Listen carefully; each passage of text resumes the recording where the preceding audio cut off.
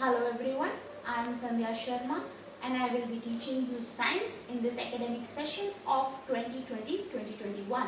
I welcome every one of you. I welcome all of you in class 8. Let's start with our first chapter, Living World and Classification of Microbes. So let's start with this.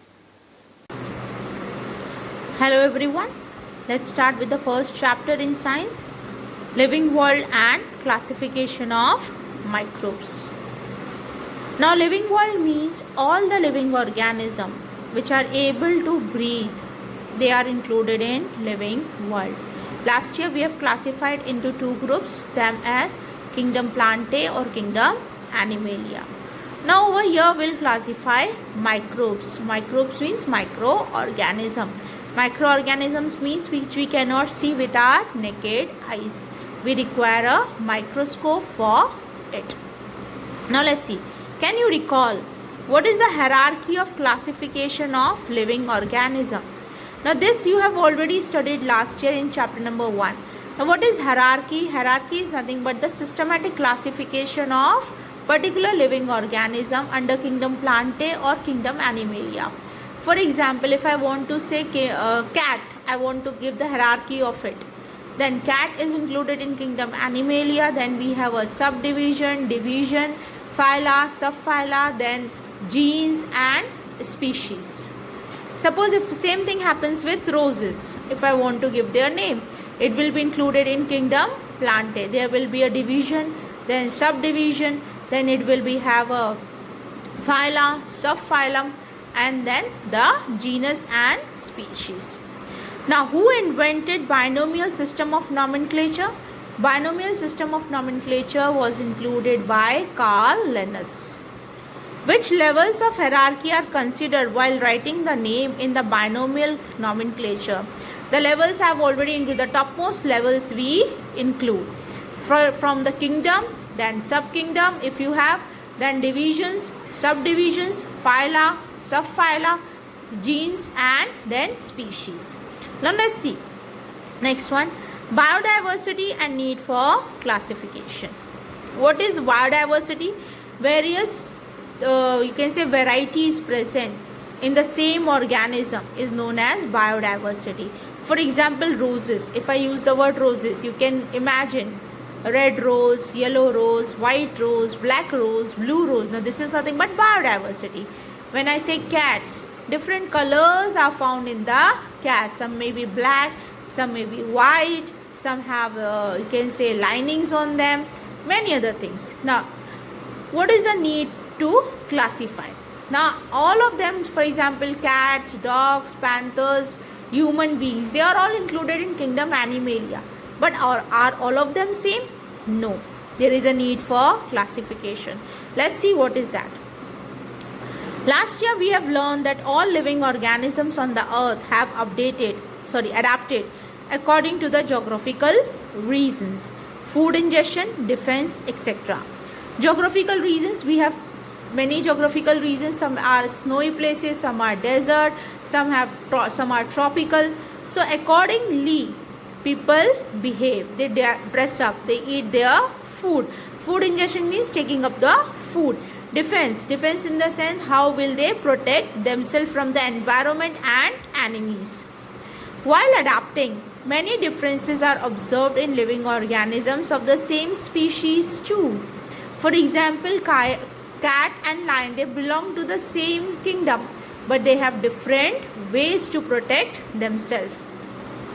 According to 2011 census, around 87 million species of living organisms are found on the earth, including land and sea. 87 million means 87 million crores different types of species are found. To study such a vast number, it is essential to divide them into groups. So groups and subgroups were created considering the similarities and differences among the living organism. For example, dog and cat both are they both walk on 4 legs, but they have some differences. This process of dividing living organisms into group and subgroup is known as biological classification. Robert Harding Whittaker, 1920 to 1918. Over here it says what? He was born in 1920 and he died in 1918. Was an American ecologist. In the year 1969, he divided the living organisms into 5 groups. Now let's see what was his 5 kingdom classification. What was the name?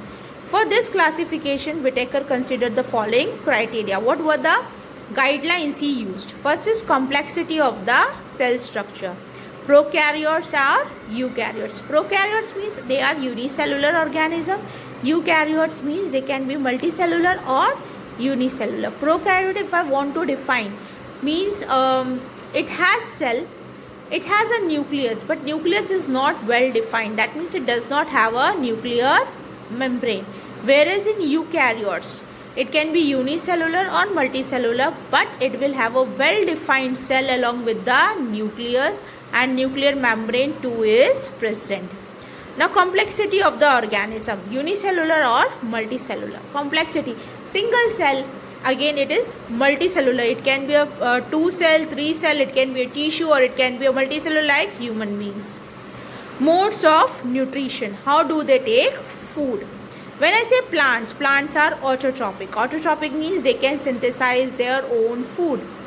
Here we have used the word photosynthetic. Photosynthetic means they can perform the process of photosynthesis. Photosynthesis is what? Preparing food with the help of carbon dioxide, water and sunlight. Next is fungi. They are saprophytic. That means they are absorbing food, nutrients from dead organism. For example, if you see a rat being killed out on a road, or some crows, or they have died out, now there grows what? Fungus. We can give one more example. Suppose a chapati or a bread which is stale out. If you keep it in a moist and warm place, you will find some whitish color deposition. Within 1 or 2 days, slowly it gets converted into green color, and then lastly into the dark green color and black color. This is nothing but fungus. It feeds on the dead and decaying organisms or the stale food stuff. Animals, they are heterotrophic and ingestive. Heterotrophic means they cannot prepare their own food, but they are dependent on the other organisms for their food. Now lifestyle. What are the lifestyles? Plants, they are producers. Why they are producers? Because they produce food for the entire living world. If plants will not be there, we will not be able to consume any food stuff, will die. Animals, they are consumers. We all are animals. For example, if I am a vegetarian, I will eat dal, rice, chapati, bhaji, everything. That is again from food. If I am a non-vegetarian, for example, I want to eat a chicken or a goat or any other thing. If I am an animal also, for example, lion, tiger, if I feed on a goat or a deer, but indirectly goat and a deer, they feed on grass or leaves of the trees. Fungus are nothing but decomposers. Decomposers means what? They will degrade the body and will bring back all the nutrients absorbed by the dead body again back to the soil. Phylogenetic relationship. Phylogenetic relationship, phylogenetic comes from the word phyla. Phyla and genetic means genes. What are the same genes included? Prokaryotic to eukaryotic, unicellular to multicellular. Now how this differences were, you can say, I can use a word, was cemented from prokaryotic to eukaryote, or from multicellular to unicellular. Now if you see a figure over here, in history, Carl Linnaeus in 1735 divided living kingdoms into two kingdoms, that is Vegetabilia and Animalia. Vegetabilia means over here we are talking about kingdom Plantae. Haeckel in 1866 considered 3 kingdoms: Protista, plants and animals. Protistas are again what? Unicellular organisms. In 1925, Catton created 2 groups, prokaryotes and eukaryotes. I have already discussed what are prokaryotes and eukaryotes.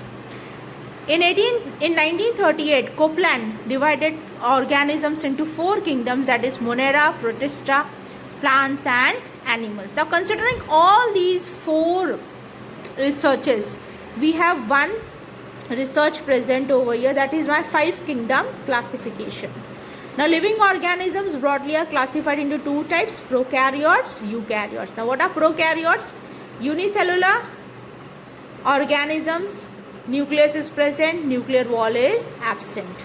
Eukaryotes, nucleus is present, nuclear wall is present, cell is present.